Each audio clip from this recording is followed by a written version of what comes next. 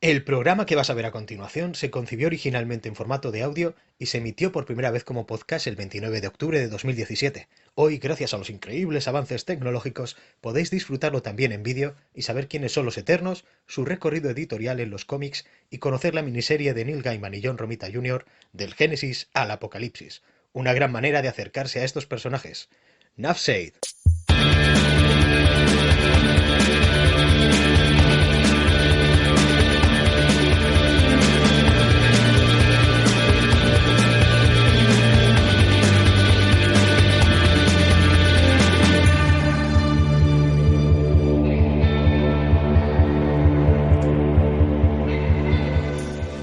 Bienvenidos Marvelitas, Marvel Zombies, verdaderos creyentes, Marvelors, Marvel Ladies y gente maja en general al quinto programa de la segunda temporada de Marvelous, la entrega número 34, creo, del podcast más excelsior dedicado a todo lo relacionado con Marvel Comics y mucho más. El único programa que se sintoniza en la zona negativa fantasma Attilan, Wakanda y Asgard. Damos la bienvenida al señor Cabrera, el celestial durmiente. Bienvenido. Ha sido una decisión un poco de última hora, como has podido probar. Sí. Nos pillan en Asgard ya también, ¿no? Y también os saluda un servidor, el señor Parra, y su show es tan de Parra, mientras os doy a todos la bienvenida de camino al resumen. ¿Me ha quedado? ¿Me pega?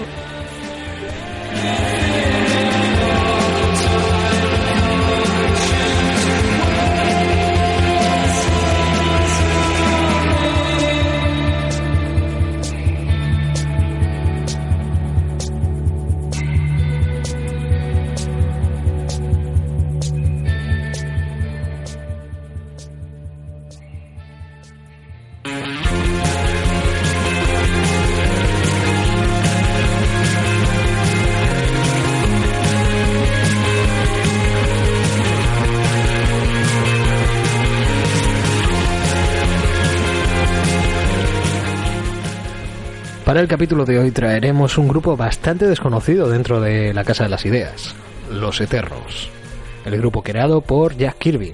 Os explicaremos todo lo que necesitáis saber sobre quiénes son estos Eternos y haremos un repaso por su recorrido editorial para después centrarnos en la serie limitada con la que muchos los conocimos en el año 2006, que es en la que nos vamos a centrar hoy, escrita por Neil Gaiman e ilustrada por John Romita Jr.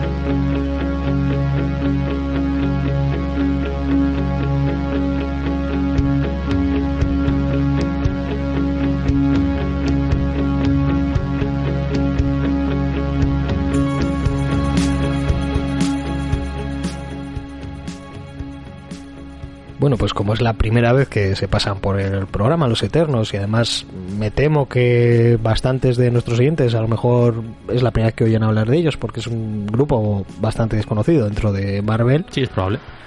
Pues vamos a ir un poquito con el origen y la historia de estos personajes, o esta podríamos llamarlo raza o especie alternativa a la humanidad, que a pesar de no haber tenido una trayectoria con muchas publicaciones, hay datos sobre sus orígenes que han ido cambiando a lo largo de sus distintos, llamémoslos reboots, en los que han sido, entre comillas, retconeados, retocados o reinventados. Esto de retconear algo, pues es cambiar datos de que se tenían hasta ahora, del origen, y dice, a partir de ahora, pues es como yo he dicho, ¿no?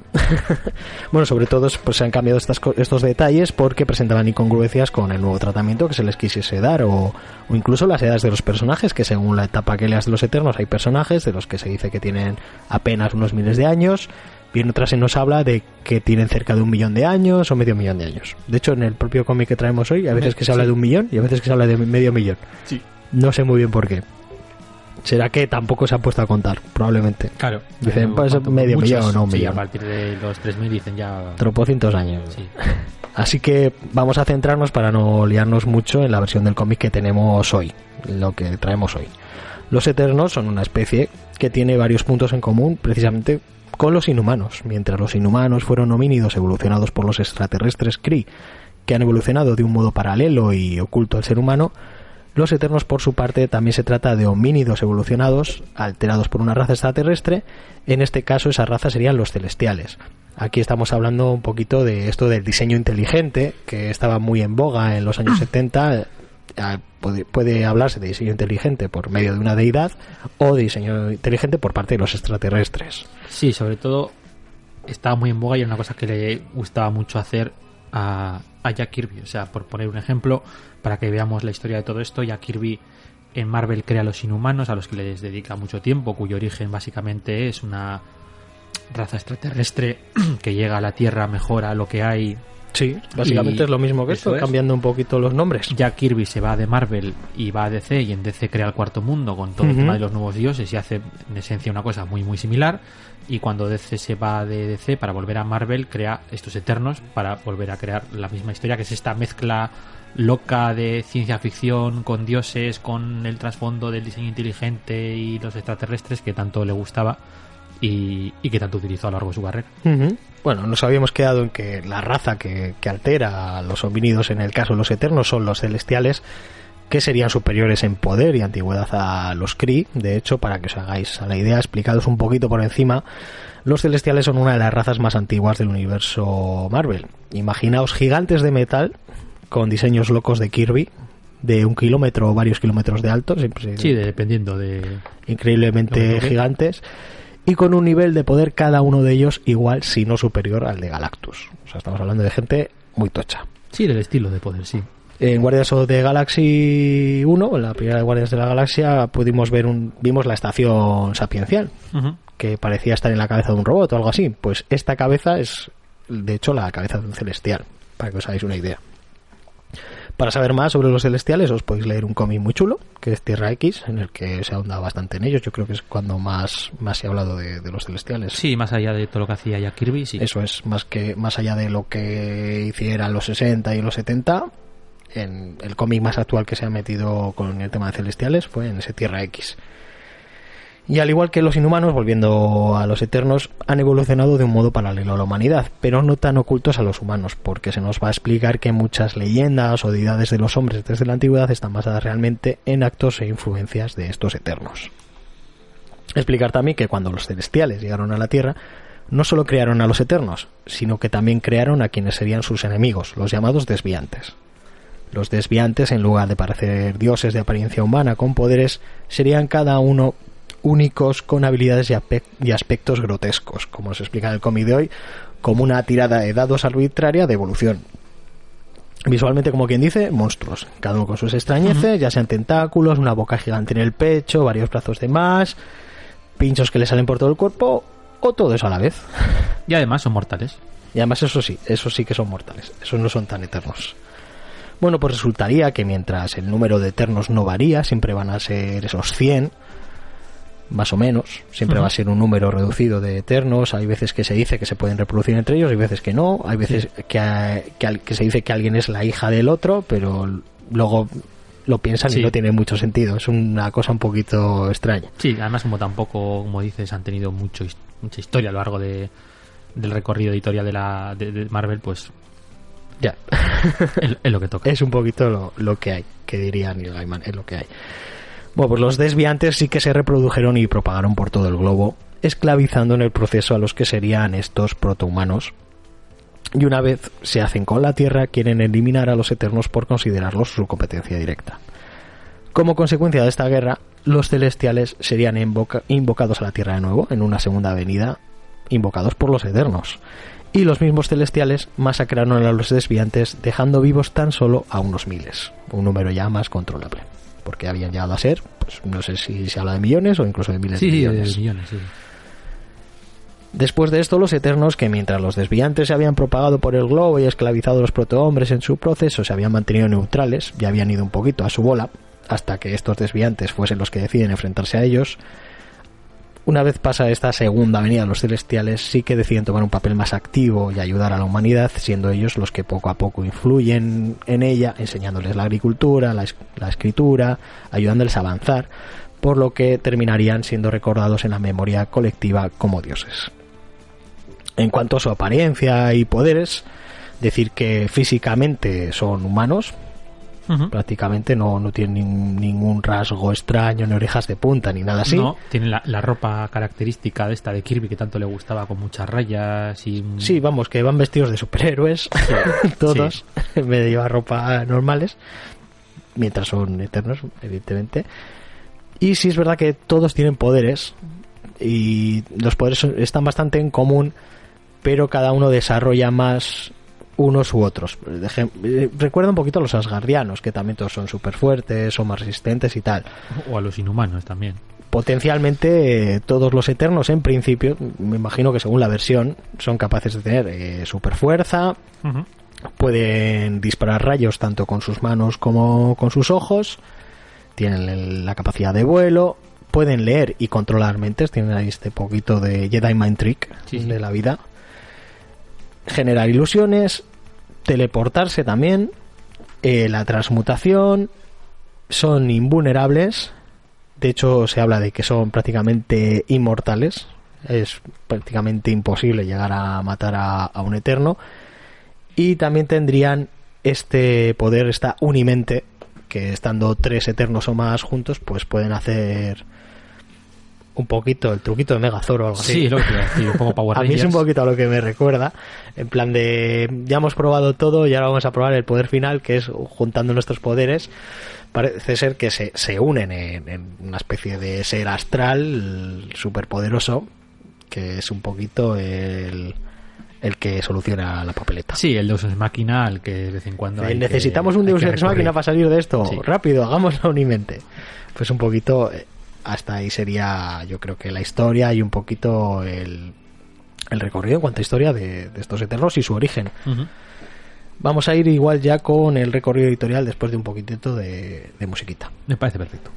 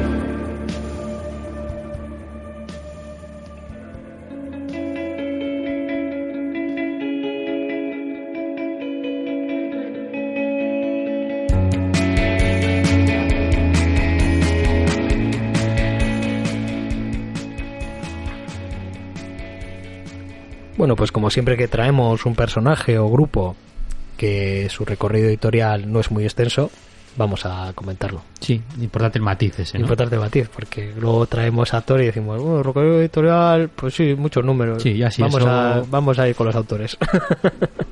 No, en este caso la verdad es que apenas son 4 volúmenes y todos ellos bastante cortitos. El primer volumen serían 19 números y un anual que salieron del 76 al 78, como ha estado explicando antes el señor Cabrera, pues de la mano de Jack Kirby, que hacía un poquito el comeback desde DC, que había estado con su tema de Cuarto Mundo y los nuevos dioses, y retomaba un poquito aquí el tema con los Eternos. De hecho hay parecidos más que razonables, entre muchos personajes, y además que el mismo personaje tiene el mismo rol dentro de tanto de los nuevos dioses como aquí con los Eternos. Pero bueno, es algo que pasaba mucho en la época cuando un autor pasaba de una editorial a otra. Muchas veces lo que hacía era el mismo cómic que hacía la editorial, pero con otro nombre y cambiando 4 cositas. Sí, pero aquí no es tanto que la editorial le dijese, oye, hazme lo mismo que estabas haciendo allí, como que era igual lo que tenía ganas de hacer. Jack Kirby tenía una serie de obsesiones y parece que eran muy recurrentes en su obra. Ya digo que tanto si tú te pones a buscar similitudes entre los inhumanos, los eternos y toda la parte del Cuarto Mundo con con los nuevos dioses y Apocalipsis, o sea, pues hay muchos. Y de hecho, tomate a la monarquía de los superpoderes, del tema del diseño inteligente, de los superhéroes como dioses, de los diseños de los trajes. O sea, es fácilmente identificable. Y de hecho este sería el segundo comeback de Kirby a Marvel. Sí, sí. Y en el primero también habría estado haciendo en DC los Challengers of the Unknown, sí, que podemos decir que son prácticamente un proto Cuatro Fantásticos. O sea, que la historia se repite y se vuelve a repetir. Sí, sí, sí. Y tiro porque me toca. Bueno, pues este primer volumen, 19 números y un anual, que quedaría inconcluso por la parte de Kirby. Habría preparado pues varias subtramas que no llegarían a finalizar, y serían Roy Thomas y Mark Grunwald quienes le darían final a estas tramas que había planteado Kirby en las historias de los Eternos dentro de precisamente la colección de Thor. Sobre todo es muy famoso en el 300, 301, en esos numeritos de Thor sería donde le darían final a los Eternos, ya que su propia serie principal ya había quedado cancelada, tristemente. Sí.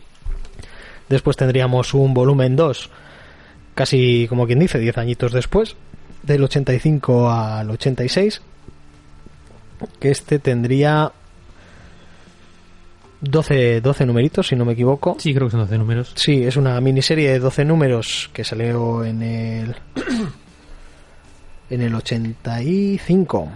En el 85, con guión de Peter B. Gillis y dibujado por Sal Buscema, que también le tuvimos en el anterior programa.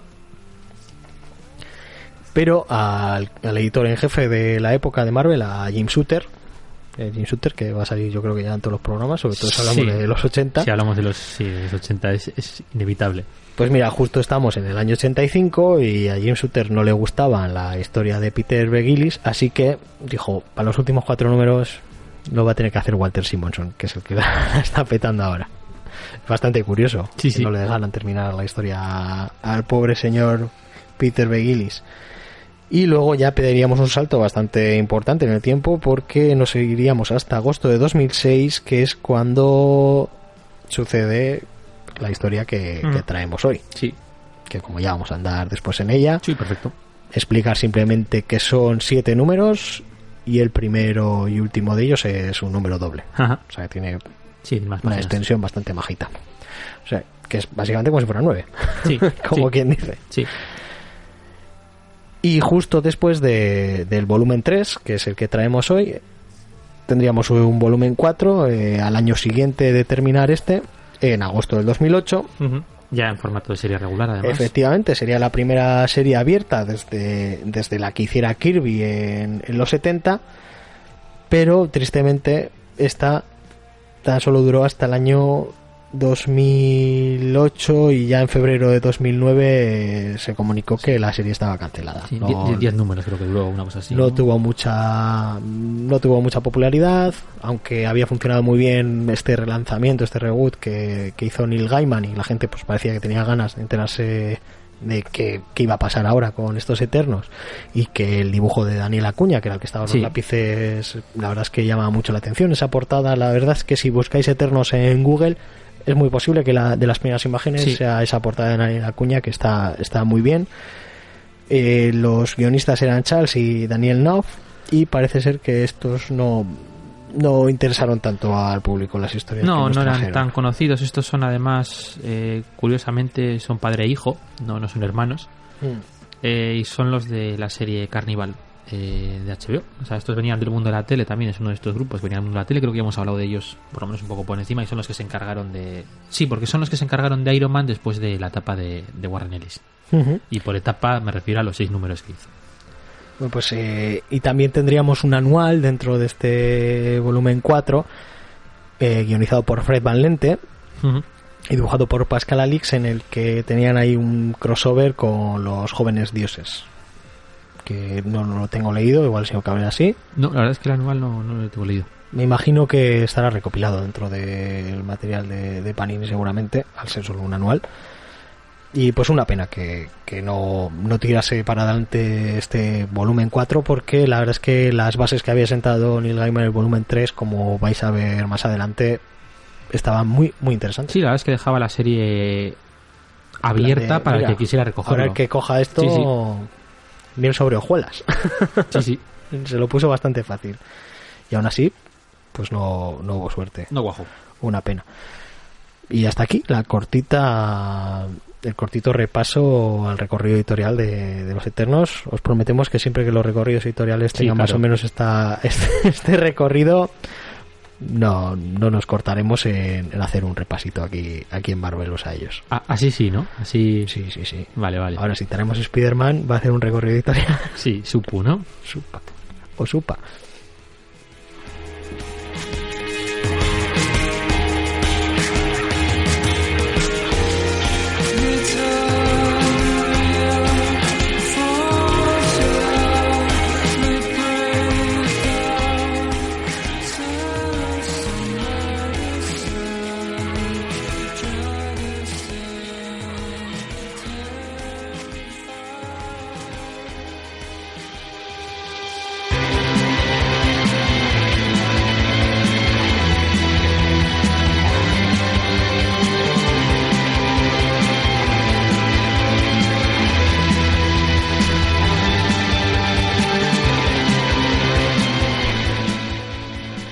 Bueno, pues he explicado el origen, un poquito la historia, en qué consisten estos Eternos y su recorrido editorial.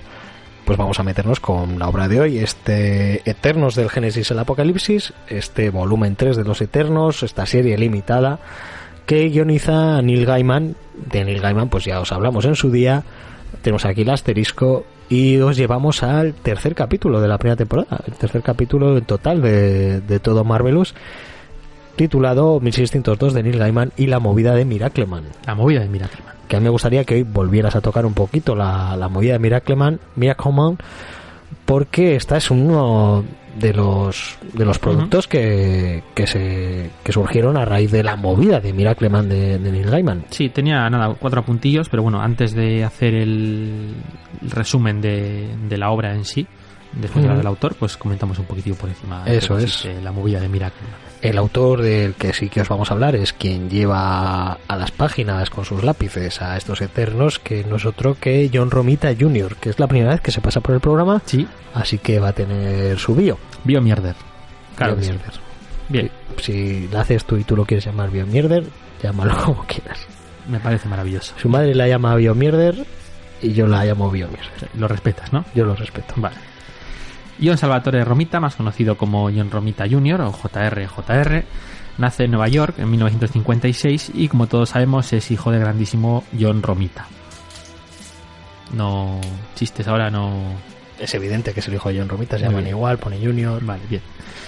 Bueno, te voy llenando el vaso mientras cuentas. Muchas gracias. John Romita, que por cierto ahora se le suele llamar John Romita Senior para diferenciarlo del hijo, bastante curioso. Sí, como Mike Deodato y su padre, ¿no? Sí, parecido. Bien, pues siendo hijo de quien era, pues lo cierto es que como empezó a dedicarse a esto, como empezó a leer cómics, etcétera, pues es una cosa que casi hasta nos podríamos saltar. Por si alguien a estas alturas no lo sabe, John Romita Senior o John Romita Padre o John Romita, que tarde o temprano se pasará por aquí, todo se ha dicho, es uno de los autores fundacionales de Marvel. Uh-huh. Está prácticamente especializado en el cómic romántico, que tan popular fue en los años 50, cuando Stan Lee lo fichó primero para Daredevil brevemente y además, bueno, ya había trabajado con él anteriormente en Atlas, y después pues sí, acabaría recabando en Spider-Man, sustituyendo a Ditko tras su fuga. Sí, bueno, ¿qué le vamos a hacer? Es uno de los autores que más se identifican con el personaje de Spider-Man, y es el responsable gráfico de muchas de las creaciones de esos primeros años, después del número 33, creo que es el último de Ditko, hasta prácticamente el 100 y pico. Es uno de los dibujantes más asiduos del personaje, es creador de Kingpin, sí, los villanos que vendrían a partir de esos números, y sobre todo muy importante de Mary Jane, porque aunque el personaje de Mary Jane ya había aparecido varias veces en la etapa de Ditko, siempre se había jugado con que no se la viese. Entonces había Se momentos en los mencionaba. que sí, al principio se le mencionaba. La vecina tiene una sobrina o nieta, no recuerdo muy bien, Sí, es la sobrina. que es muy también. guapa, Sí. que te voy a liar con ella cualquier Sí. día. Luego hay un par de escenas. Déjame en paz, que estoy estudiando. Luego hay un par de escenas muy graciosas en las que entra a casa y sale y habla con ella, pero siempre desde fuera de plano, entonces no se la ve. Luego hay otra escena en la que la vemos, pero hay una flor, me parece, que le está tapando la cara y entonces no se la ve. O Entonces, sea, que realmente la primera vez que aparece es que Sí, la primera reconoce vez lo que- que te ha tocado la lotería, tigre. sí, hay eso en esa O sea, por famosa eso escena. realmente es tan shocking, porque es su realmente primera aparición en la que se la ve. Sí, eso es. O sea, Y aunque ya había esa- aparecido antes, pero no se la había visto hasta ese momento. Efectivamente. Y esa es de John Romita. O sea, es que yo veía mucha coña con esa página, pero no sabía que, aparte de que era la primera aparición, que ya se había hecho como unos teasers de Mary Jane. Sí, y habían es- hecho la y ahí coña. sería cuando la vemos. Habían hecho la coña durante bastantes números hasta que ya por fin aparece. Para que digamos, oh, qué guapa. Sí. Bien, pues obviamente con este background, Junior, vamos a llamarle Junior, ¿no? Mola. Su madre lo llama Junior mola y bastante. nosotros lo llamamos Vale, pues Junior. Junior no podía dedicarse a otra cosa que no fuese dibujar cómics. De hecho, antes de terminar sus estudios, empieza a hacer sus pinitos en Marvel y una de las anécdotas más curiosas que hay sobre todo esto es que con solo 13 añitos ayudaría a su padre en la serie regular de Spider-Man y crearía a un personaje, este merodeador o Prowler, que es un personaje, es un villano de estos mierder que suele tener Spider-Man de vez en cuando, tipo Soccer, que pues relativamente recurrente, de vez en cuando hace apariciones al principio de las historias para que Spider-Man Necesitamos ocurra. a alguien para que le den una paliza. Sí. Pues Sí. es un Prowler, Pues por uno de esos- ejemplo. pues sí, pues uno de esos personajes que aparece en el número 79, cuando solo tenía 13 añitos, él lo diseñó. Estudia arte y diseño en Nueva York y sigue colaborando esporádicamente con su padre, haciendo pues, bocetos, practicando, dándole consejos, etcétera, etcétera. Hace algunas portaditas de la editorial en la edición británica. Ya sabemos que en esta época era muy común que cuando salían en otros países las portadas había que volver a dibujarlas porque en la portada venía todo el título, el nombre, los autores, etcétera. Y ya finalmente en el año 1977 haría su primer debut en páginas completas en un anual de Spider-Man, concretamente en el número 11. Ya vamos viendo que, al igual que ocurre con su padre, su carrera va a estar ligada a Spider-Man de forma inequívoca. Y va a ser uno de los personajes que más va a hacer, aunque no de continuo, es decir, va a tener varias etapas en este personaje, además en diferentes series. También es cierto que va a tocar de todo dentro de Marvel, en la que ha trabajado durante casi 40 años. Pues sí. Bien, empieza a trabajar ya un poco más en serio en Iron Man, ya como dibujante regular. Entre los años 78 y 82 hace una etapa bastante larga, como vemos, con David Michelini a los guiones, junto con Bob Lighton, que había sido dibujante y que ahora estaba como coargumentista y que se mantuvo, aunque fue John Romita Jr. el que le sustituyó como dibujante. De esta etapa, por ejemplo, es la famosa saga del demonio en la botella. O sea, ya vemos que es una de las sagas más importantes de Iron Man. John Romita parece que tiene el don de la ubicuidad y que está siempre donde tiene que estar en el momento adecuado, ¿no? En el número clave. Sí, sí. En el número del que igual 30 años después pues hace una colección de cromos, pues ese va a ser una de las portadas. Qué bien traído. Va a ¿eh? ser uno de los cromos. Bien, pues De 36 que hay, ¿eh? del 80 al 84 tiene ya su primera etapa más o menos regular con Spider-Man, en la que dibuja guiones de gente como Mark Gruenwald, Dennis O'Neil, Jimmy Shooter, que ya lo hemos mencionado, o Roger Stern. Esta es la época, por ejemplo, del duende, todo el tema del primer duende, de quién era el duende, la identidad del duende, que se juega mucho con eso durante bastantes años. Me pierdo un poquito con el padre y el hijo. ¿Estás todo el rato hablando del hijo? Sí, eso lo has mencionado. sí, lo he de mencionado, que- sí, se lo he mencionado al Digo, principio. porque no sé si alguna vez toda vas a querer decir algo más del padre y me lío. No, en principio no, pero bueno, le estoy llamando Junior. Yo creo que ya. eso ya debería quedar bastante claro. Bien, de aquí daría el salto a X-Men, que pues era un poco la serie del momento. Ya estamos hablando ya de 10 años de la era Claremont. O sea, ya era la serie que más vendía en Marvel, la más reconocida, incluso a la altura o por encima de Spider-Man. Sí, uno de los buques insignia de Marvel de la época. Entra en esta serie en el año 83 y está hasta el 86 como dibujante regular. Por cierto, este material es el que va a recopilar el Omnigold 5 de X-Men, que sale el mes que viene. Ya empieza la etapa de Romita. Estaba pensando porque precisamente es la portada esta de Cíclope con unos tentáculos. Esa es de él, ¿no? Creo. Sí, creo Y me que sí. estaba viniendo a la mente, en cuanto has dicho Romita en X-Men, justo esa portada. Sí, es que justo empieza la etapa de Romita con el nuevo Omnigold.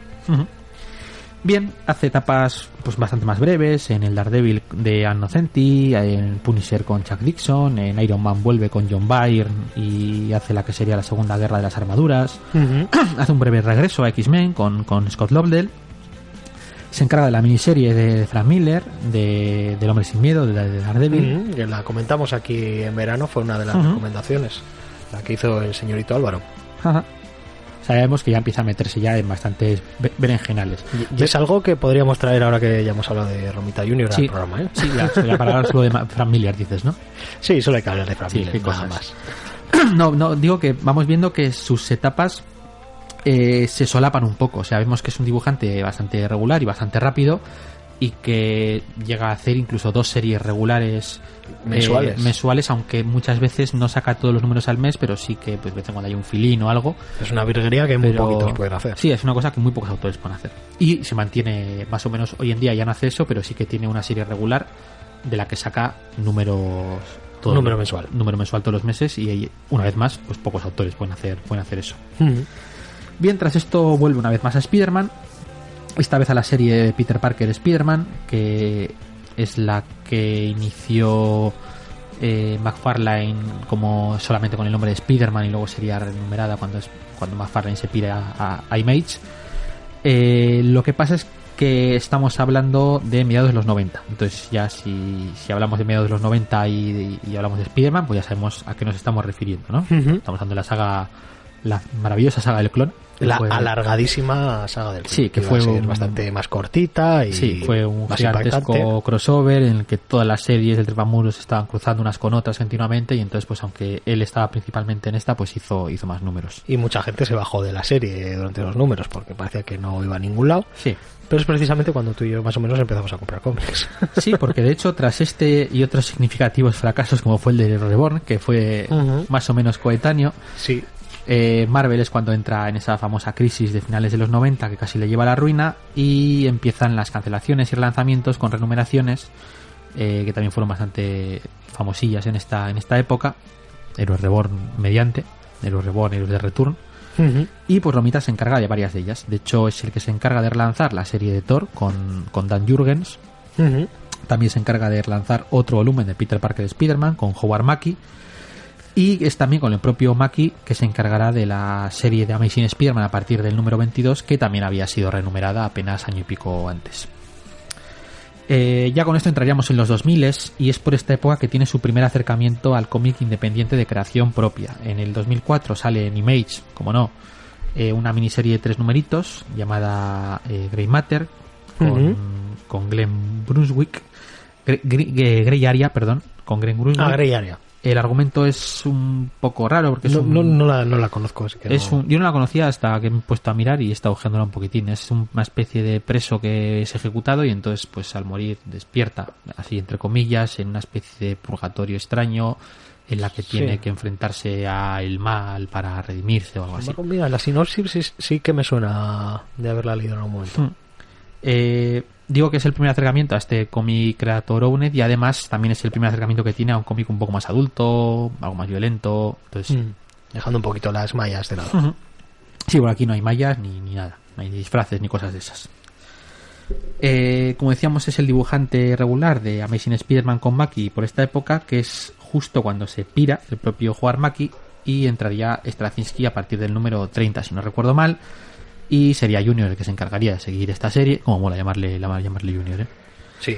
Y se encargaría de casi la mitad, incluso puede que algo más, de la etapa de Straczynski, que es una de las etapas más reconocidas de Spider-Man de los últimos 20 años. Y más reeditadas. Sí. De hecho, se encarga de esa primera mitad y se encarga de la que para muchos es, con diferencia, la mejor mitad. Sí, la que más gusta, porque de la primera mitad yo creo que la gente no tiene queja, y ya de la segunda sí que hay algunos arcos que levantarán. Sí, es lo que iba a comentar, que esquivó esas 2 balas que son pecados del pasado con el tema ese de Gwen Stacy y, como no, pues un día más con el tema del Mefistazo. Bien, a partir de aquí ya nos encargaría, después de dejar la etapa de Straczynski, ya nos encargaría de más etapas largas en Marvel, aunque sí de algunos relanzamientos importantes como Los Vengadores de Bendis. Hay un momento en Los Vengadores de Bendis hacia la mitad de la etapa que deciden retornar a lo clásico y sacar un grupo ya pues la encarnación clásica con historias más aventureras y tal, pues es John Romita el que se va a encargar de este relanzamiento. Sí, para darle también ese tono más... Sí, hace los primeros 12 numeritos, también hace un relanzamiento de Pantera Negra, hace relanzamiento del Capitán América con Rick Remender justo cuando se pira a Brubaker, y además hace algunas minis interesantes como pues, a los Eternos, que vamos a mencionar un poco después. Aquí también por esta época hace su segunda incursión en el cómic independiente con ese Kick-Ass de Mark Millar, de la que se encarga de sus tres volúmenes, y de la miniserie de Hit Girl, que en total son casi 30 numeritos, que saca entre 2012 y 2014, o sea, ya vemos que va bastante rapidito el hombre. Y es precisamente en este año 2014, cuando termina el tercer volumen de Kick-Ass, cuando salta la bomba de que tras 37 años con contrato en exclusiva en Marvel, pues toda su carrera prácticamente desde que era un chaval, John Romita Jr. ficha por DC Comics. Sí, esto fue bastante sonado. De lo más reciente que hay. No había habido ningún mal rollo con Marvel ni nada por el estilo, que se sepa al menos, ninguno de los dos ha dicho nada.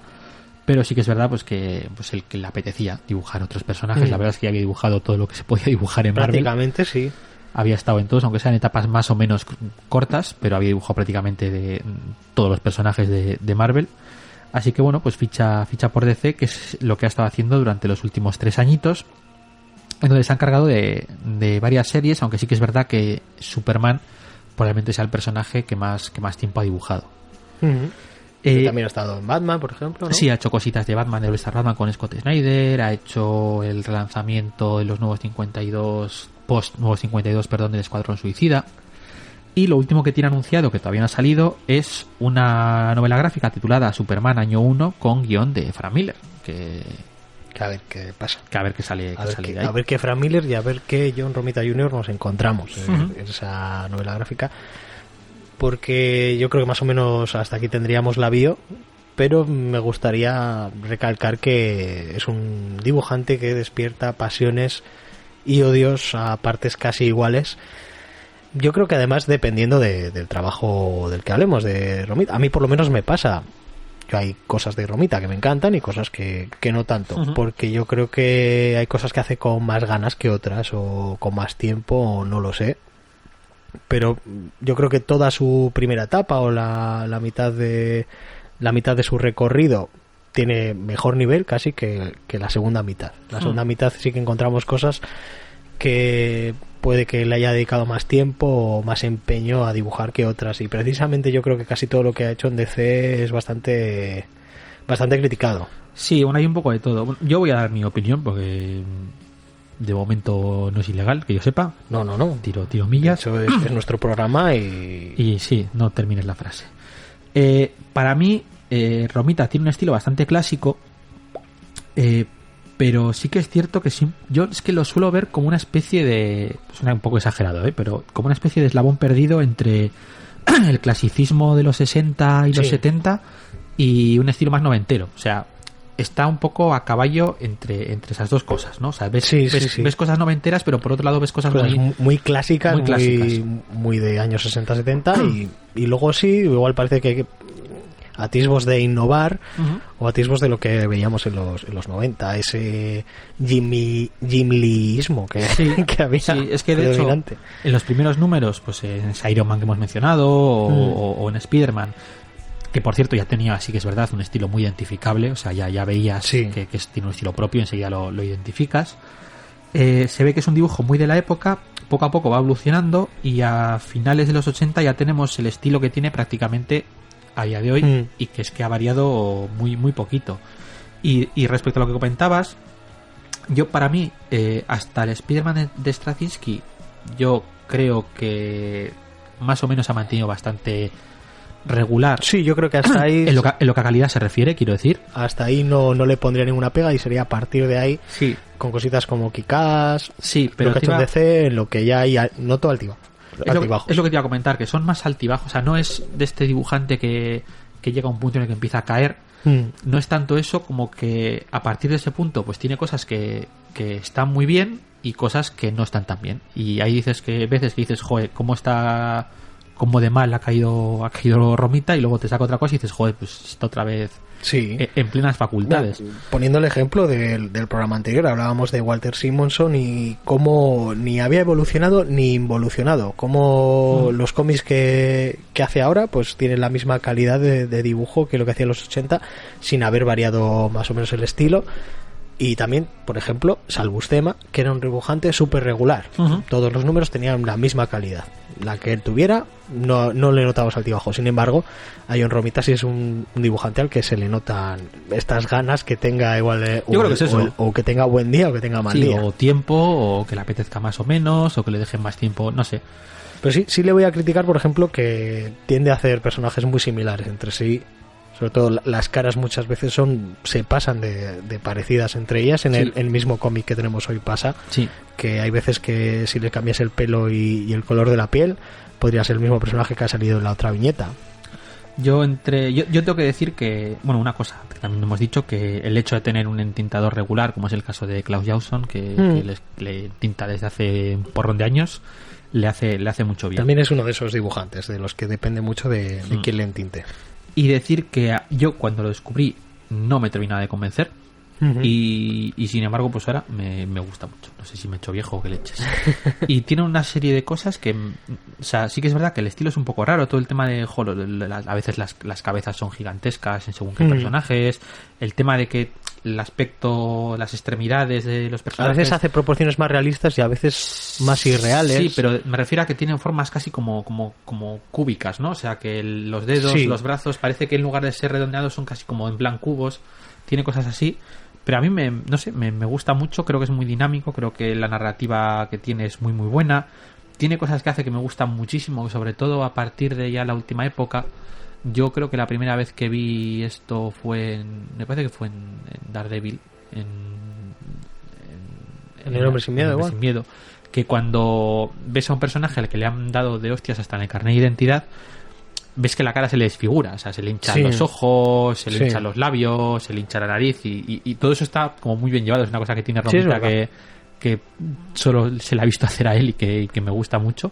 Y además se le nota mucho el tema del entintado que comentábamos, porque por ejemplo en los extras del cómic que traemos hoy, del Génesis al Apocalipsis, hay bastantes páginas a lápiz.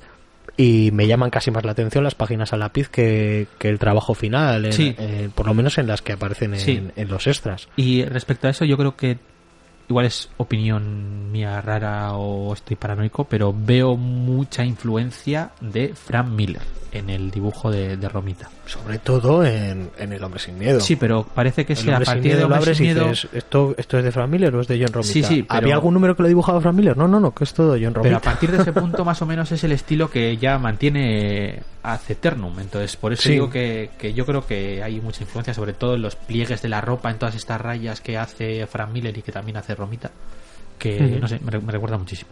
Si amáis incondicionalmente a John Romita o si sois de estos que les ponéis pegas, pues ahí tenéis los comentarios para hacérnoslo llegar. Sí, ya hacemos todos tenemos nuestra propia opinión. Y hasta aquí la bio de señor Romita Junior. JR.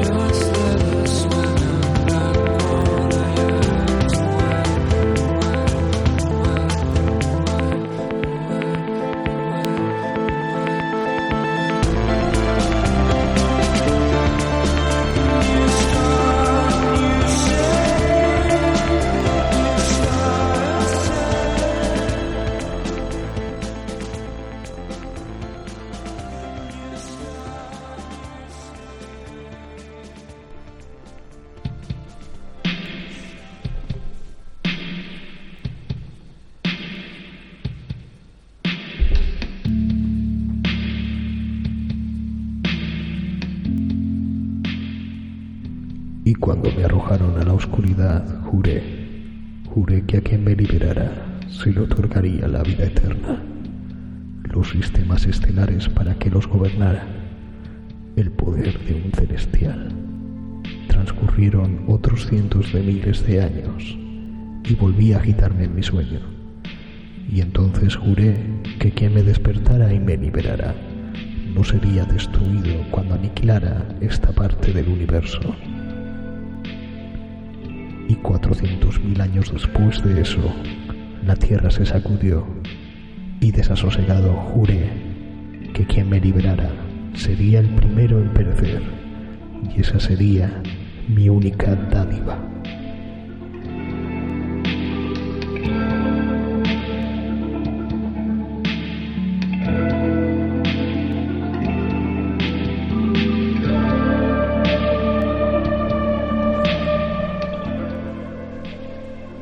Qué paciencia hay que tener, señor Cabrera. Sí. Todavía no quitas el filtro. Para que se notara quién lo hacía. Claro. Hacía mucho que no hacías igual una mierda. Piensan, ¿esto quién lo hace? Señor Cabrera, señor Parra, Sí, ¿quién es tan tonto? seguro que se lo preguntas. Que digo que hacía mucho que no hacías una mierdecilla de estas. ¿Verdad? Y la gente seguro que lo echaba de menos. Mucho, estoy convencido de ello, sí. Si solo lo he hecho una vez, creo, dos, como mucho. Dos. Esta es la tercera, en 2 temporadas. En nuestro programa y eso. Bien. Bueno, pues ya he explicado el origen, el recorrido editorial, los autores. Vamos a ir con la historia, pero antes de la historia, un poquito cómo surgió todo esto de Los Eternos por Neil Gaiman. Perfecto. Bueno, pues todavía antes que eso, que no hemos comentado. Antes incluso que eso. Bueno, ahora ya mi voz totalmente normal. Me alegro. Que no hemos comentado que el entintado de Romita en esta serie corre a cargo de Danny Miki y Tom Townsend, dos que me gustan bastante, sobre todo Danny Miki. Danny Miki es uno de los mejores entintadores que hay en el mercado americano. Y el color es de Matt Hollisworth, del que ya hemos hablado en varias ocasiones. Dean White, que es el colorista actual de John Romita en su etapa en DC, y que a mí es un colorista que me gusta mucho porque suele hacer cosas con lápices de colores y haciendo rayas blancas y tal, y está bastante bien. Y el color me parece algo súper destacable. Está muy bien. Y Paul Mons, que es otro de los coloristas americanos más reconocidos. Sí, hay que decir que la mayoría de números están como coloreados en equipo. Por varios, Por varios. Bien, y una vez hecha esta relación, es que es un... Sí, bueno, pero ya...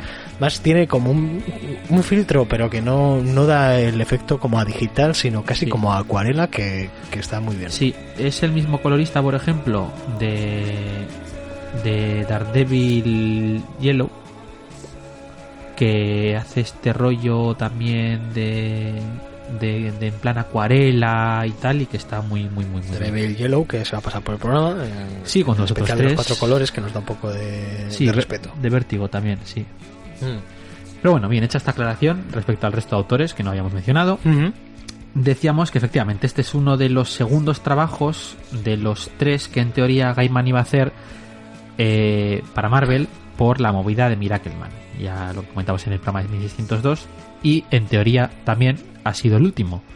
Entiendo, y aquí igual estoy siendo especialmente optimista, entiendo que el tercero debería ser la culminación de su etapa de Miracleman, que ya comentamos que en teoría iban a ser 3 arcos argumentales. El primero ya estaba terminado, terminó en los 80, el segundo quedó a medias, y la idea de Marvel era terminar ese segundo y sacar el tercero con el propio Mark Buckingham, que era el dibujante de esta... Claro, de este trabajo hace ya 10 años. Sí.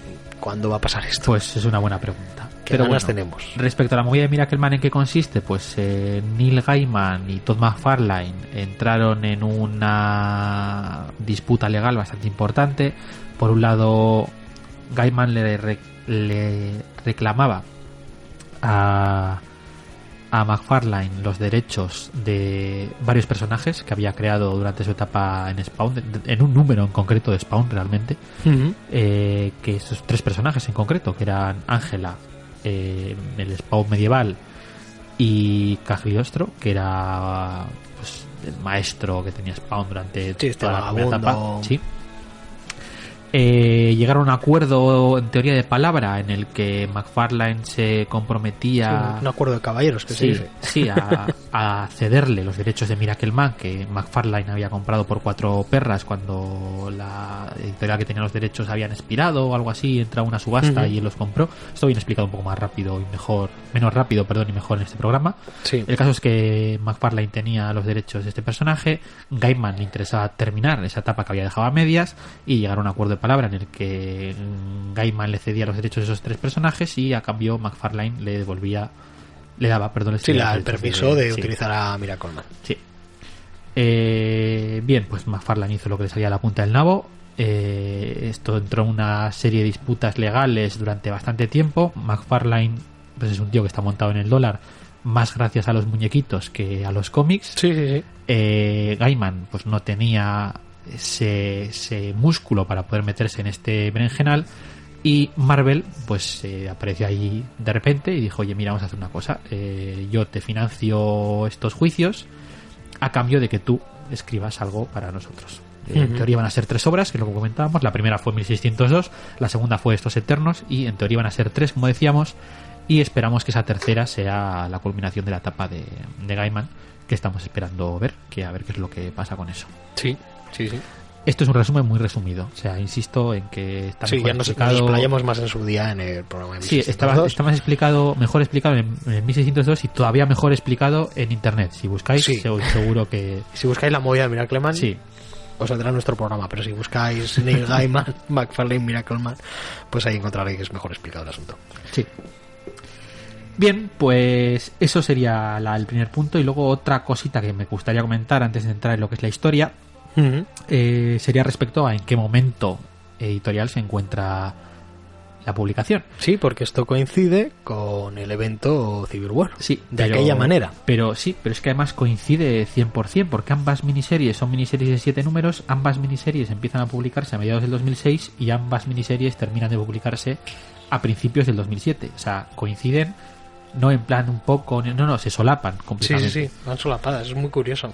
Entonces sí que hay que decir que a pesar de que Civil War dejó Marvel patas arriba, sobre todo mientras se desarrollaba, luego también pasaron cosas, pero quiero decir, durante el momento en el que se estaba desarrollando Civil War, pues Marvel fue un poco Cristo. Las referencias que hay al evento son bastante pocas y es de agradecer. De hecho se hacen hasta entrañables las pocas referencias que hay. Sí, te iba a decir que de hecho a mí incluso me cuesta situarla exactamente en el tiempo. Es obvio que es justo o es después, de que se firme el acta de superhéroes, porque hay varias referencias a que los superhéroes tienen que ser registrados. Hay un momento que alguien dice, ¿pero qué pasa? ¿Que soy un superhéroe? Pues me voy a tener que registrar o qué. Sí, pero las únicas referencias que tenemos son esas. No se hace referencia a nada más, entonces incluso podría ser justo nada más firmarse el acta, o podría ser que esto fuese justo después de que termine Civil War. Pues no. Y cuando nos metamos de lleno en la historia, pues habrá que mencionar un poquito ese reality que aparece. Sí, que es bastante curioso, pero bueno, decir que la única referencia es eso, que ya existe el acta de registro y ya está. No hay ninguna referencia más a lo que es la guerra en sí. No, a lo que es la guerra en sí, todo eso se lo ahorra y es de agradecer que no tuviera que estar hilando continuamente, más allá de hacer un par de guiños a que regístrate, hijo mío, y ese reality. Sí, porque no tendría sentido, porque ya la historia dependería de una segunda historia y eso nunca es conveniente, porque a lo mejor en el momento pues consigues que venda más, pero luego a la larga pues no. De hecho, en los últimos números casi rompe mucho la actitud de Iron Man con respecto a estos Eternos. Sí. Al dialogar con ellos. Sí. Bien, pues ya podríamos pasar al argumento, ¿no? La historia abre con varios personajes a los que les vamos a ver viviendo su día a día de forma bastante mundana. Cualquier lector avispado y que conozca un poco a los personajes, aunque sea de vista, por así decirlo, va a entender que estos personajes son en realidad los Eternos, o al menos algunos de ellos. Sí, pues la verdad es que salen muy poquitos de estos 100 Eternos que se supone que hay. No llega a la decena a los Eternos que se hace referencia dentro de la serie de Gaiman. Además, enseguida nos vamos a dar cuenta de que ninguno recuerda quién es realmente. Creen que son humanos normales, que viven su vida normal, no recuerdan que son personas que tienen más de 500 millones de años o una cosa así, dependiendo de a quién le preguntes. Sí, medio millón de años como a lo poco. Ajá. Y que nadie se asuste porque esta situación, este status quo no viene heredado de una etapa anterior, sino que nos lo van a explicar en esta serie. Sí, se nos va a explicar muy bien. Puede ser muy perfectamente lo primero que leas de los Eternos, porque se te va a explicar exactamente de dónde vienen, quiénes son y qué es lo que les ha pasado un poquito hasta ahora. Sí, yo lo digo porque es un poco tramposo, porque a mí es lo que me pasó, y me pasa muchas veces que cuando empiezas a leer una serie y te encuentras con un status quo definido y extraño y que no llegas a comprender, como es el caso de esta de aquí, pues lo primero que llevas a pensar es, a lo mejor me faltan números, en lugar de, no, es que el autor te está facilitando toda la información que tú necesitas saber. Igual tendría que venir con cierto bagaje para enfrentarme a esta historia. No es el caso. Entonces, bien, a partir de aquí vemos que uno de los Eternos, el único de los Eternos que parece recordar que realmente es él, es este Ikaris, que es un poco el líder, entrecomillándolo mucho. Ikaris de los Eternos no sería un poquito el que hace el papel de Papo Pitufo de los Eternos, pero sería un poquito el líder de ellos. Que le tenemos además con el nombre de Ike Harris. Se hace llamar Ike Harris en lugar de Ikaris, que es pues, bastante gracioso. Este juego de palabras. Sí, pasa en dos casos. Tenemos tanto a Ike Harris como a Mark Carey, que sería Macari. Sí, pues precisamente es con este Mark Carey o Macari con el primero que le vamos a ver contactar. Mark Curry, que se cree que es un joven veinteañero que está haciendo la residencia en un hospital universitario. Esa es su vida, esa es la vida que él conoce y que cree que es la realidad. Y que es feliz viviéndola. Que está ahí, sí, bueno, es feliz entre comillas. Le haya dejado la novia y todo eso, y tenga que hacer turnos de 30 horas en el hospital. Porque lo primero que vemos es eso, que justo ese mismo día le ha dejado la novia, que además se llevó al gato, importante dato. Están los del préstamo universitario poniéndose bastante cansinos con el tema de los chines. Y encima pues prácticamente pasa la vida en el hospital porque está haciendo dobles turnos continuamente, ¿no? Pero bueno, parece que es lo que él quiere.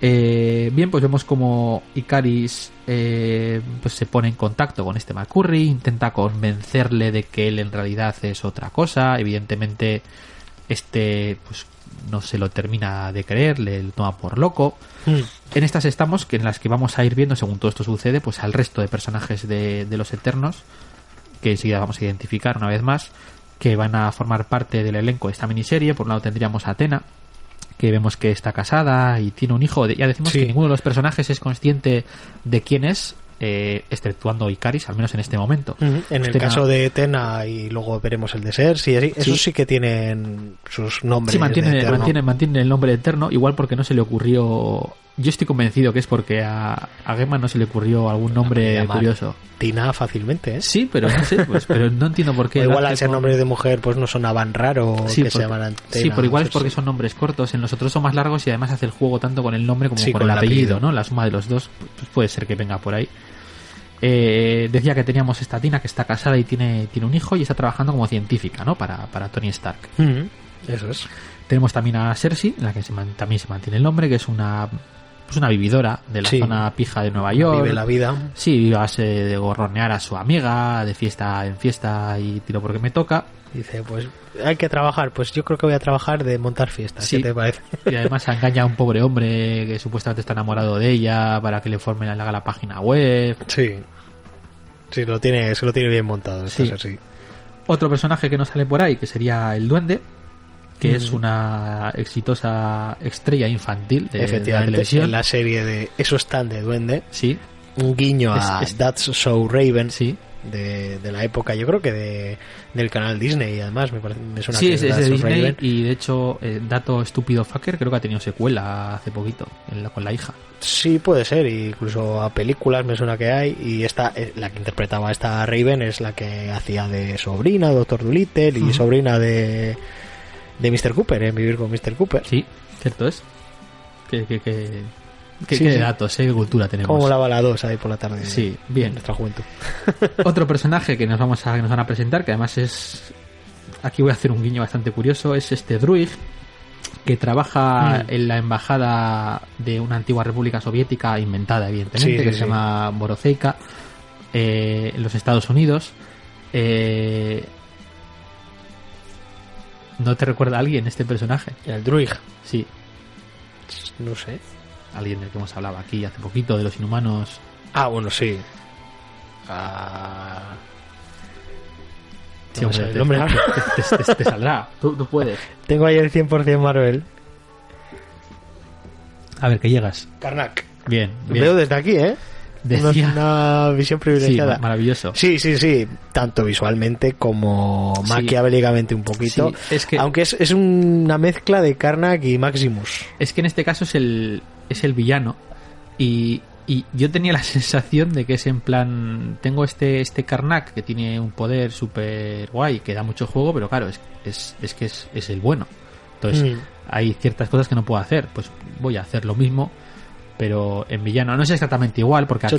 tienen protagoniza unos momentazos este druid. Sí, muy buenos. Los más crudos son los que están de mano de este druid. Este personaje, el poder es similar, pero no es exactamente igual que el de Karnak, sino que ve la debilidad, pero solamente de las personas. No es tan... Sí, más que el punto débil, el mayor temor por el cual puede atacarle. A veces se menciona como que es el dador de pesadillas. Sí. Pero bueno, que es un personaje que está muy chulo. Sí, y muy bien llevado por Gaiman, además. Bien. Muy bien aprovechado. Bien, pues todos estos personajes se van a ir cruzando poco a poco unos con otros, de unas formas o de otras. Vemos como Cersei coincide con Mark Curry así un poco de casualidad en una especie de Starbucks raro. Y es un poquito amor a primera vista. Sí, porque en teoría son los personajes que ya estaban en la relación anteriormente, etcétera, etcétera. Que claro, que en medio millón de años pues han vuelto, lo han dejado. Sí, se lo comenta Dude más tarde, que está bastante bien. Sí, que nos da una visión bastante cruda de las interrelaciones de seres eternos, claro. De cualquier ser que viva durante 1 millón de años, pues al final casi que todas las posibilidades van a ir pasando. Sí, recomendar aquí Solo los amantes sobreviven ¿No? Vale, pues venga, no lo conozco. Sí, recomiéndamelo. Vale, pues luego lo hablamos. ¿En las recomendaciones? Sí. Vale. Bien, pues decía que en esta especie de país raro, de República Soviética extraña, decide organizar una fiesta pues para atraer en teoría a toda la gente relevante de Nueva York, pues para dar a conocer este país, porque es un país que no conoce nadie, etcétera, etcétera. Entonces pues contratan a Cersei. Cersei además invita a este Mark Curry, al que acaba de conocer, porque parece que quiere tener una relación con él y tal. Y entonces pues varios de esos personajes van a coincidir en esta fiesta. Que es donde un poco... Se podría dividir un poquito toda la historia en 2 arcos, y este sería un poquito el primero, el de la fiesta. Bueno, ni eso diría, porque este primero de la fiesta es prácticamente los 2 primeros números y sin más es la presentación de los personajes un poco alargada. Primera aventurilla, un poquito sí. alargada, y después ya sí que tendríamos el tema del Celestial Durmiente, que ya llegaremos. Sí, porque en esta fiesta lo que va a pasar es que hay una especie de atentado terrorista, la trama empieza a complicarse, vemos como algunos personajes a partir de este punto concreto van a empezar a descubrir de aquella forma que igual no son lo que son. Mark Curry empieza a creerse un poco más lo que le estaba contando Ikaris. Vemos a Cersei que no sabe muy bien cómo reaccionar según qué cosas que está viviendo. Entonces vamos a ver cómo estos personajes van descubriendo sus poderes y cuál es su origen.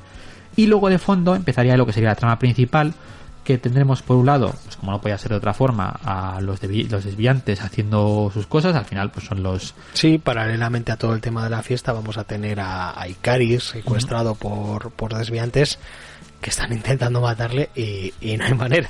Sí, de hecho tiene unas bastante curiosas, expeditivas de intentar acabar con su vida. Van probando diferentes cosas a ver si cuela. Y vamos a ver que estos desviantes están en contacto telefónico con un tercero, que es algo muy habitual en el cómic, porque claro, como no se oía voz, pues no vas a saber qué personaje es. El viejo truco. Pero hay que decir que en un momento en el que a Duende, un poquito la presentación del personaje de Duende, vamos a ver un jardinero por ahí que puede que después no suene su cara. Sí, bastante curioso. Intenta ser sutil, pero resulta evidente. Dice, este personaje hay que mirarle. Sí, pero bueno.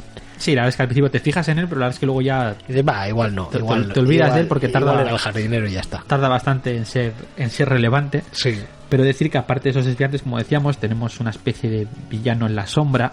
Tampoco le vamos a tener en la sombra en excesivo tiempo, pero no vamos a mencionar quién es, porque sí que es bastante curioso cómo lo llevan. Cuyo plan es despertar a este celestial viviente que vive dentro del planeta. Y yo creo que aquí podríamos dejarlo para no... Sí, de hecho lo tenemos spoilers. Durmiendo debajo de Central Park. Sí, es en San Francisco. En San Francisco.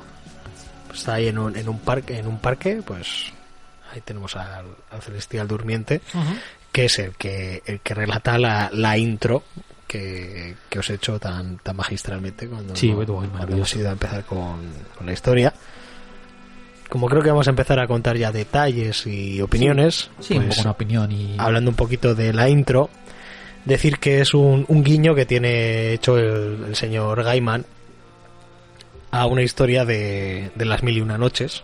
Cuando lo leáis, pues sabréis a cuál me refiero, porque tiene cierto paralelismo con... Yo creo que es la historia original del genio, o una de las primeras veces que se menciona que los genios puedan conceder deseos, en la que un pescador encuentra un recipiente de cobre, bronce, y dentro pues resulta que hay un genio. De hecho es un djinn llamado Asmodeus, que le dice al pescador que lleva ahí cautivo durante 400 años. Además creo que en el caso del cómic son 400.000 años los que lleva, y le dice que al principio se planteaba, dice, durante los 100 primeros años me planteé que a quien me liberase le concedería 3 deseos. Los 100 años siguientes me planteé que le concedería 1. Los 100 años siguientes me planteé que no le concedería ninguno, y durante los otros 100 años solo pensé en matar al primero que me sacase del recipiente. Y hay cierto paralelismo justo con esa parte de la historia relacionado con el celestial durmiente, que yo creo que no mucha gente se habrá dado cuenta, porque no creo que todos hayan leído las 1001 noches. Yo tampoco, pero justo este relato en concreto sí. Sí, me he leído algunos, pero no me he leído todos. Es bastante curioso. Encontrar una referencia tan oscura en un cómic te hace darte cuenta y dices, maldito Neil Gaiman, la madre que lo parió. Es un lector nato, además, o sea, que le gusta mucho todo el tema de las fábulas y los cuentos. Es una cosa que le gusta mucho a Neil Gaiman. De hecho, hay bastantes guiños a este estilo de literatura en toda su obra. Por poner un ejemplo, en esta misma, el momento hacia el final en el que pues hay varios personajes, no vamos a decir quiénes, pero dice lo de tú me darás 3 golpes y yo te daré un golpe. O sea, es una estructura muy... El golpe en realidad que le da respuesta es... te pone y dices, joder, qué bueno, tío. Sí, pero me refiero a que ese tipo de estructura de tú me das 3 y otra es muy de cuento. Sí, muy fábula. Es muy de fábula. Sí, yo creo que se hace referencia a todo eso con el tema de que estos eternos en realidad son los personajes que vienen de nuestras fábulas y nuestras deidades. Sí, se hace referencia directa a que en Egipto te llamaron Horus cuando estabas ahí. Hay un momento, además no solamente hacen guiño a eso, sino que luego hacen guiño al tema de la retrocontinuidad. Porque hay un momento en el que Icaris le está contando a Macari la historia, ¿no? Cuando son Ike Harris y Macari. Sí, que le está intentando convencerle, y entonces le intenta convencer de que él es un eterno. Le cuenta todo el origen de los eternos. Y tenemos esos guiños en varias civilizaciones. Vamos a ver cómo efectivamente, supuestamente, Macari es el que les enseña la escritura a los humanos. En otra vemos a un eterno enseñándoles el fuego a una tribu. Sí.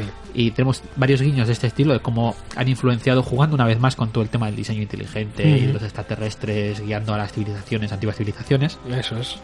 Y explicándole el tema de las 3 venidas, que igual lo comentamos luego también porque sería interesante. Sí. Y luego, un poco más adelante, Macaris le cuenta esto a otro personaje, y este otro personaje más adelante le dirá pues como que lo que le había contado, que estaba más o menos bien, sí, pero que había cosas que no eran correctas, como que no era Horus, era no sé qué. No era Horus, sí, efectivamente. Eras, no me acuerdo ahora quién era. Sí, pero bueno, sí, otro otra deidad no sé si era Ibis o No me acuerdo. Sí, no, es bastante curioso. Sí, todos, eso y es. también es el todo. momento en el que Ike Harris se lo cuenta a Mark Carey, lo primero que dice es decirle los plot holes que tiene todo eso. O sea, Eso también es una guía. A ver, me cojonuda. estás diciendo que entre vosotros os podíais reproducir y solo erais 100 y todo el rato sois 100 durante 1.000.000 de años porque os podéis reproducir, porque has dicho que este era el padre de Sí. esta, entonces os podéis reproducir. ¿Qué pasa ahí? Y luego también con el tema de los desviantes, que dice, a ver, pues había multiplicado hasta hacer un montón de millones y entonces Sí. llegaron los Lo celestiales, redujeron a los redujeron miles. 1000, pero se han quedado ahí. ¿Por qué no han vuelto a ¿Por qué no han vuelto a reproducirse? reproducirse? Sí, Pero eso no está- te da respuesta, realmente te dice, sí, es normal que te preguntes Sí, esto sí, porque, Es lo que porque hay. es como para preguntárselo. Sí. Y un detallito más, no hemos mencionado cuando hemos dicho los autores, creo que el portadista se nos ha pasado por... Sí, es cierto. Por encima. Rick Berry. Rick Berry, sí. Rick Berry es el que hace las portadas y el que me provocó esta situación que creo... quiero pensar que no soy el único personaje mundial al que le haya pasado esto, porque yo cuando en su día vi en la estantería una grapa que se llamaba Los Eternos, que la guionizaba Neil Gaiman, y que la portada tenía un rollito muy Dave McKean, Sí. que este Rick Berry la verdad es que tiene ese rollito McKean. Digo, ¿esto por qué está en Marvel? Esto no son los Eternos de Sandman. Y yo estaba ahí en plan de, ¿esta serie qué es? No lo entendía en su día, porque claro, es que ya es casualidad que los Eternos pues tengan el mismo nombre que tienen los personajes que de la obra más famosa de Gaiman, Sí. Sandman, que realmente pues estaba publicándose, se publicó en DC bajo la línea Vértigo. Sí, sí. Por favor, decidme que a alguien más le En pasó los comentarios. esto o os preguntasteis, dices, ¿son los mismos Eternos? ¿Son otros? Porque, claro, las portadas la verdad es que no se ven los personajes muy claramente, es como muy abstracto. Sí, sobre todo la primera no identificas. Un rollito pictórico, Luego sí- ves a alguien volando y que le brillan los ojos. Sí, porque luego en las portadas sí que es verdad que son 7. Y dices, ¿tendrá Y hay- algo que ver con Sandman y ahora lo van a sacar en Marvel o qué pasa? Digo que las portadas son 7 y son 6, aparece cada uno de los 6 personajes importantes de la serie, más luego una en la que salen más o menos todos. Pero es que claro, la primera entiendo que es Icaris, pero por eliminación. Si luego hay alguna otra que porque- sí se ve Makkari claramente. Claro, y Cersei, o la pero- de Cersei, pero esta primera pues es un poco loca y sí, no es fácilmente identificable. Muy, muy artística, vamos a ver. Pero sí, es una portada en plan rollo pictórica que está muy bien. Sí, no, las portadas de ahora es que llaman la atención, aunque sean de estas portadas que no tienen nada que ver el dibujo de la portada con el interior, porque claro, John Romita Jr. con este de Rick Berry no tiene pero absolutamente nada que ver, rompe mucho. De hecho, me parece muy inteligente que en la edición de aquí, la portada que han cogido para hacer los Eternos en el Marvel Deluxe sea una de las portadas de Romita, porque Romita hizo portadas alternativas para, Es que para todos los números, yo creo. No estoy seguro. Están en los extras, yo creo que están todas. Sí, pero creo que las portadas eran las de Romita y son estas de Rick Berry, las de que eran Rick las Berry, alternativas. las que eran las alternativas, creo. Y lo estoy diciendo así un poco pero me parece que sí.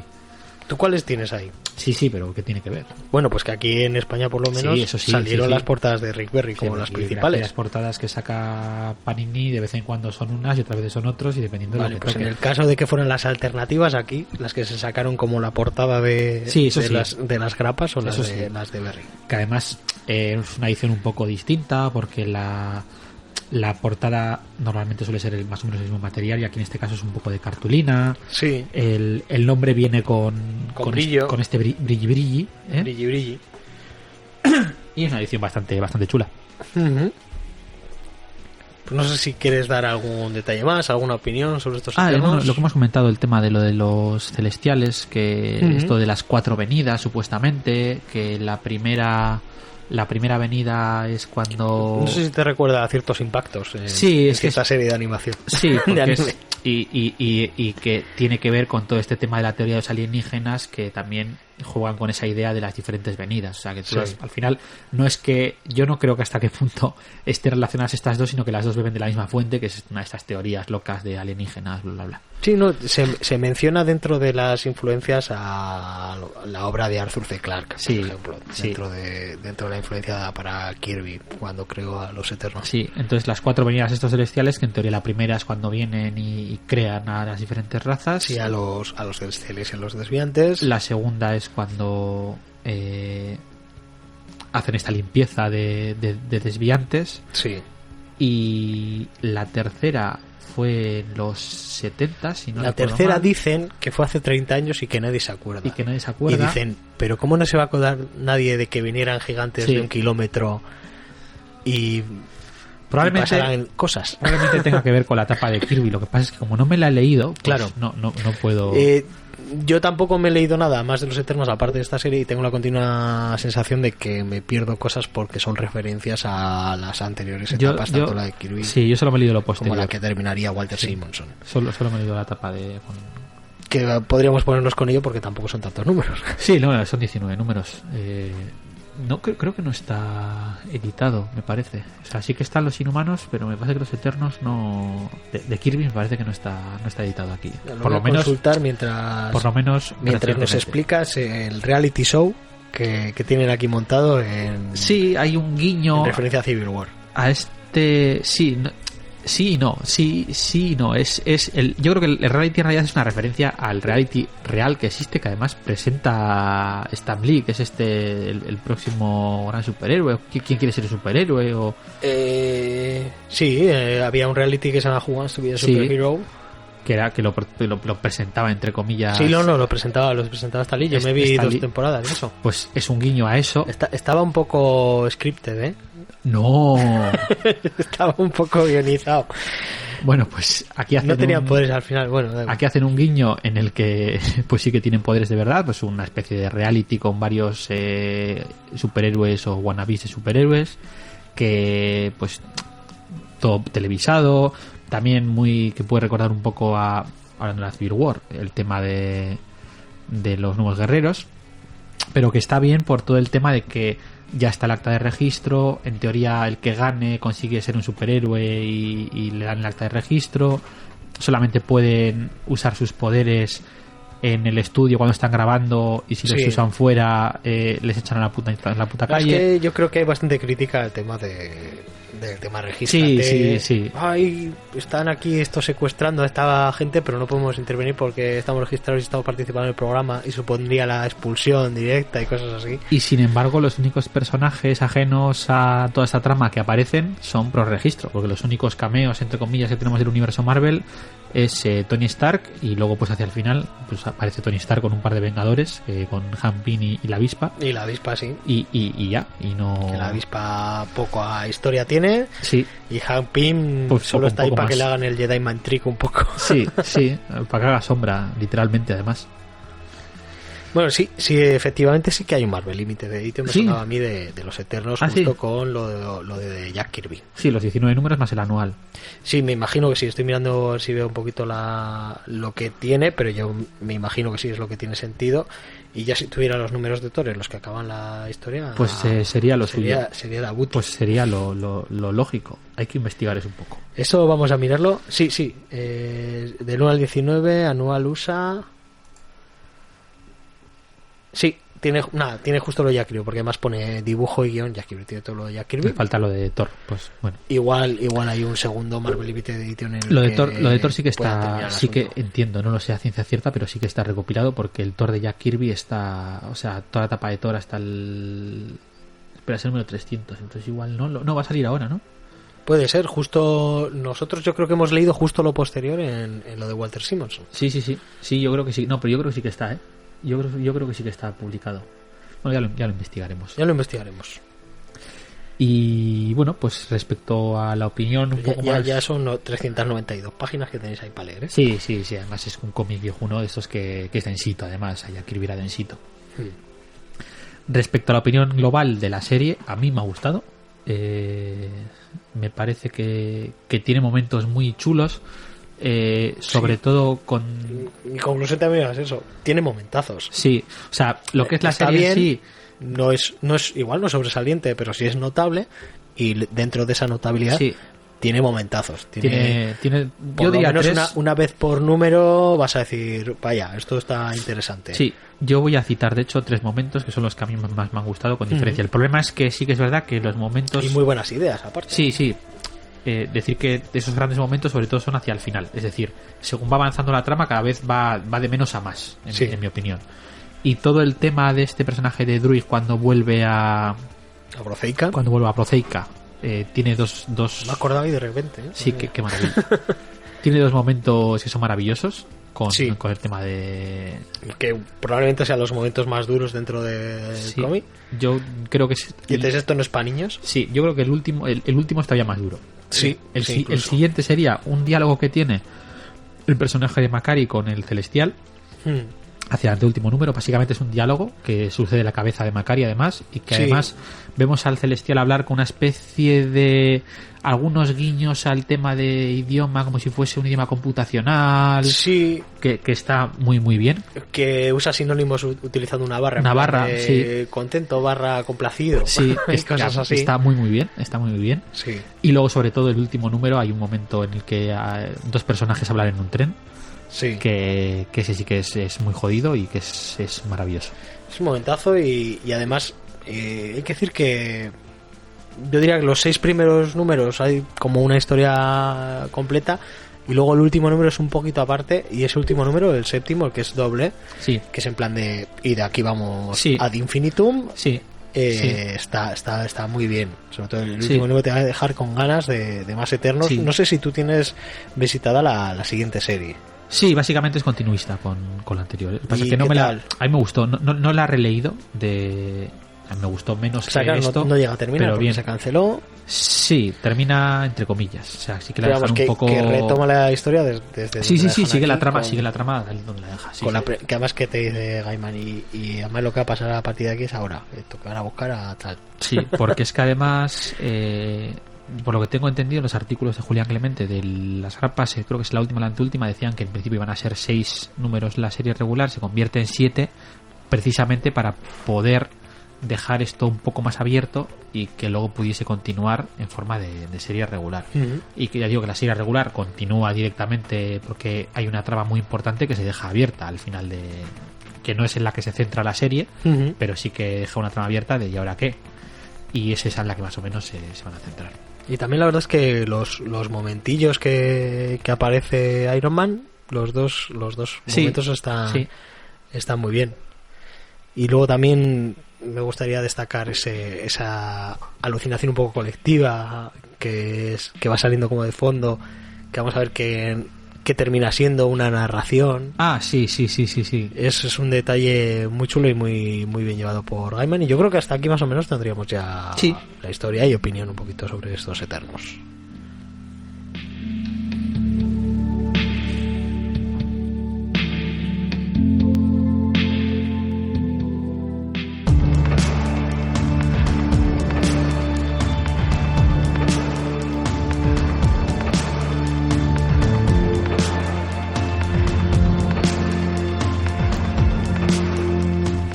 ¿Y qué ediciones ha tenido el material que traemos hoy? Esta serie limitada de los Eternos. Pues esto salió en grapa, obviamente. En su día. Coincidiendo. Vamos a limitarnos a la edición Spanish. Sí, coincidiendo con la Civil War, además, si no recuerdo mal.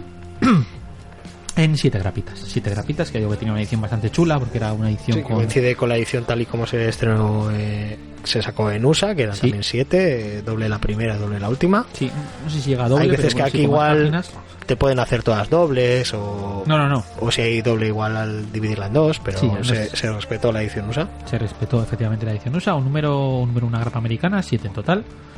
Y a 3.50 la primera. Sí, al ser un poquito más... Bueno, será el doble de extensión. Y el resto a 3. Ya digo que en teoría estas grapas valían 2.50 deberían valer, pero valen un poquito más por eso que hemos comentado de la portada un poco más dura, etcétera, etcétera. En total 22 euros en total, si no me equivoco. Tendría que sumar y no voy a hacerlo. 3 por 7, 21 y 50 céntimos de la primera y 50 céntimos de la última, 22. Muy bien. Vale. Pues luego pues tenemos otra edición bailable además a día de hoy de este mismo material en Marvel Deluxe en un tomo de 23,95, que casi te sale apenas las grapas y el cartoncito con la portada. Sí, pero bueno, quiero decir, un poquito más. Es un ejercicio que se suele hacer, pero no tiene sentido por la diferencia de precio que pueda haber mayor o menor si tienes accesible un tomo al mismo tiempo que tienes accesible las grapas. Además, cuando salieron estas grapas tú el tomo. Ni sabías que iban a salir el tomo, ni nadie te aseguraba que fuera a haber un tomo con el material recopilado. Claro. O sea que si realmente para apoyar una serie, pues lo que hay que hacer es comprar la grapa, eso ya lo sabemos. Pero bueno, lo que tenéis a día de hoy es estos Eternos editados en un Marvel Deluxe, que además en la propia página web de Panini Comics España está disponible, o sea que no está para nada agotado, muy disfrutable el tomo sueltito. Si os quedáis con ganas de más, pues tenéis esos 100% Marvel con la continuación que hubo, aunque tampoco terminaría de terminar la historia, por 23,95, esa tapadura, papel muy bueno, de muy buen gramaje y algunos extras, que no sé si habría algún tipo de extra en las grapas. No, en las grapas el único extra que hay es algunas portadas. Tú este material solo tienes en formato grapa, ¿no? Sí, no lo tengo en tomo. Pues mira, aquí te dejo para que mires todo el material extra, que es abundante, con lo cual es una edición muy muy interesante de hacerse con ella, esta de los Eternos, porque tenemos dibujos a lápiz, todas las portadas alternativas. Sí, eso sí que, o sea, las portadas sí que están en las grapas, sobre todo es muy curioso las portadas sin color, que se ve el dibujo de Romita entintado pero sin colorear, que está muy bien. Uh-huh. Pero luego todo este tema de los diseños y bocetos y lápices, eso sí que no venía. La verdad es que son unos extras visuales muy muy muy chulos. Y pues eso, que es un cómic que os recomendamos mucho, que no mucha gente conoce este grupo de los Eternos, y la verdad es que resulta bastante interesante. Si os gusta las cositas que se le ocurrieron a Jack Kirby en los 60, si os gusta Neil Gaiman, pues os tenéis que hacer con este material, además que es muy fácil hacerse con él a día de hoy. Uh-huh. If anybody wants to find me, in the last place you would look,